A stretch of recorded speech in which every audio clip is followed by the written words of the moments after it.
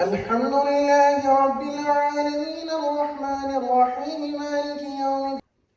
الحمد لله رب العالمين الرحمن الرحيم مالك يوم الدين. إياك نعبد وإياك نستعين. اهدنا الصراط المستقيم صراط الذين أنعمت عليهم غير المغضوب عليهم ولا الضالين.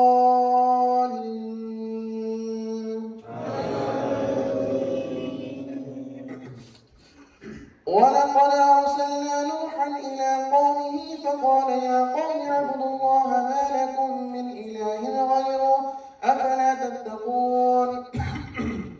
فقال الملأ الذين كفروا من قومه ما هذا إلا بشر مثلكم يريد أن يتفضل عليكم ولو شاء الله لأنزل ملائكة ما سمعنا بهذا في آبائنا الأولين. رسول الله وعلى آله وصحبه ومن والاه. Alhamdulillah. Tonight we are reciting from Surah Hajj, and also we will begin the recitation of Surah Mu'minun. Some of the verses which have already been recited tonight, Allah subhanahu wa ta'ala, He discusses different topics like zakah. Allah subhanahu wa ta'ala, He talks about those who pray, those who establish the salah, وَيُقِيمُونَ الصَّلَاةِ, and those who they give their zakah.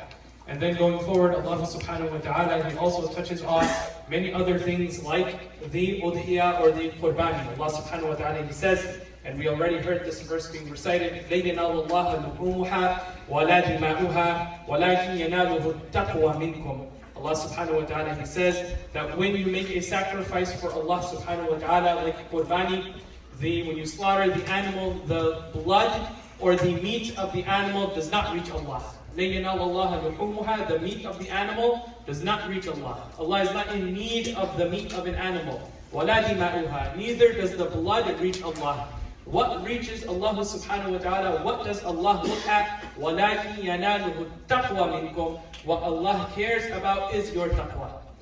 Why did you give that sacrifice? Why did you make the slaughter? Did you make the slaughter to show people that, you look how big of an animal I had? Or did you make the slaughter to please Allah subhanahu wa ta'ala? That is what Allah looks at. وَلَكِنْ يَنَالُهُ التَّقْوَى مِنْكُمْ. And we see a connection between this and the month of Ramadan. That the purpose of the entire month of Ramadan is to get taqwa, is to become more aware of Allah subhanahu wa ta'ala, to understand that my Allah, my Rabb is watching me. That is the purpose of the month of Ramadan, and that is also the purpose of the other forms of ibadah and the other forms of actions that we do for the sake of Allah, the other sacrifices that we make. For example, if you sacrifice your wealth, you give in the path of Allah subhanahu wa ta'ala, you donate to the masjid, you give some sadaqah to some poor people. What is the purpose of that sacrifice you are making? The money does not reach Allah. Allah doesn't care about how much you give. He doesn't, subhanahu wa ta'ala, He doesn't care about how much money you were able to give. No, Allah subhanahu wa ta'ala cares about your taqwa. Why did you give that money? Did you give it to show off, to make a status or a name for yourself? Or did you give it to please Allah subhanahu wa ta'ala? That's what Allah cares about, your taqwa. Did you do it out of fear of His punishment and expectance of reward? Or did you do it for other reasons? And then this also brings up the topic of zakat, because it was mentioned, and it will be mentioned later on as well in Surah Mu'minun. Allah subhanahu wa ta'ala, He says, قَدْ أَفْلَحَ الْمُؤْمِنُونَ, that the believers are the ones who are successful. Meaning that if a person wants to be successful, that true success is only within what? Within La ilaha illallah, Muhammadur Rasulullah sallallahu alayhi wa sallam. That if a person believes in anything else except for this, they are not successful. The only real people that are successful are those who are Muslim and those who believe in the Messenger of Allah sallallahu alayhi wa sallam and Allah subhanahu wa ta'ala. Allah subhanahu wa ta'ala did give the qualities of a successful believer. So not only are the Muslims the only ones who have success, but there's a group of Muslims that are successful in their ibadah, in their worship. What are those qualities? الَّذِينَ هُمْ فِي صَلَاتِهِمْ خَاشِعُونَ. They pray their salah with khushu'. When they stand for salah, nothing else is on their mind except for Allah subhanahu wa ta'ala. that they worship Allah as if they can see Allah, and they know that Allah is watching me. So when they stand for prayer, they're not thinking about what to eat for iftar, what they're going to have for suhoor, what time they're going to sleep, is going to be the color of their Eid outfit. They're not thinking about that. They're thinking about Allah. My Allah is watching me. And they are pondering upon the verses that are being recited. And then Allah subhanahu wa ta'ala, He continues, and one of the qualities of the successful believers is that those who they pay their zakah. That they pay their zakah. This word zakat, it comes from tazkiyah, to purify. When a person is giving zakat, when you are giving your zakah, in reality what you are doing is purifying your wealth. You are making your wealth pure. You are doing the tazkiyah of your wealth. We talk about tazkiyah to nafs, purifying your soul, purifying your nafs. But zakah is to purify your wealth. The money that you have, Allah subhanahu wa ta'ala, He says in the Quran, and we also heard this tonight, وَمِمَّا رَزَقْنَاهُمْ يُنْفِقُونَ. That people give from what Allah has given them. Allah doesn't say that you give from your wealth. No. Allah says, وَمِمَّا رَزَقْنَاهُمْ. That people give in the path of Allah from what Allah has given them. Allah highlights that the money that you have is not from you. It is not because of your hard work. It is not because of your genius or your smarts. No, it is because of Allah subhanahu wa ta'ala. Your money is from who? From Allah. So when you are giving your zakah, in reality, you become the wakil of the money that Allah has given you. You become the representative of that money. And now when you are giving your zakah, you are giving it back in the path of Allah subhanahu wa ta'ala. And zakah is only 2.5%. Unfortunately, many people, they neglect to give their zakah. Or they don't know the rulings of the zakah. So what is the ruling of zakah? Who is a person who has to give zakah? The answer is very simple. There is a threshold for zakah. There is a nisab. It is a certain weight of gold. If a person has that certain weight of gold, not physical gold, but equivalent to the monetary value of that. These days it's around $6,000 US, around that.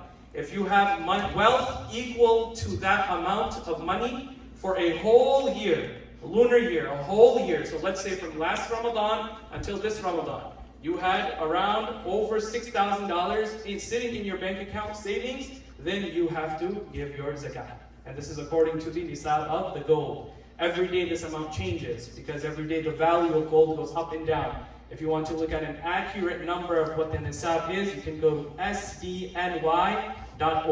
sdny.org. ShariaBoardNewYork.org. Every day they upload and the calculation of what the nisab is. So who is zakah fard upon? Whoever has the minimum amount, that threshold, the nisab of wealth for an entire year. It doesn't matter if it's in gold, it doesn't matter if it's in silver, it doesn't matter if it's in cash, whatever it is. If you have that wealth for an entire year, then it is fard for you to give zakah. How much will you give? 2.5%. That's it. 2.5%. So for every $100, it's $2.50. That's all Allah subhanahu wa ta'ala requires from you. And when you give that zakah, what are you doing? You are purifying your wealth. And Allah subhanahu wa ta'ala says, قَدْ أَفْلَحَ الْمُؤْمِنُونَ. The successful believers are those who, the number one of the qualities is they pray their salah with khushu'. There are many qualities listed. We don't have time to go into all of them. One of the qualities is those who give their zakah. And they're not neglectful of giving their zakah. It's something very easy to forget about or neglect.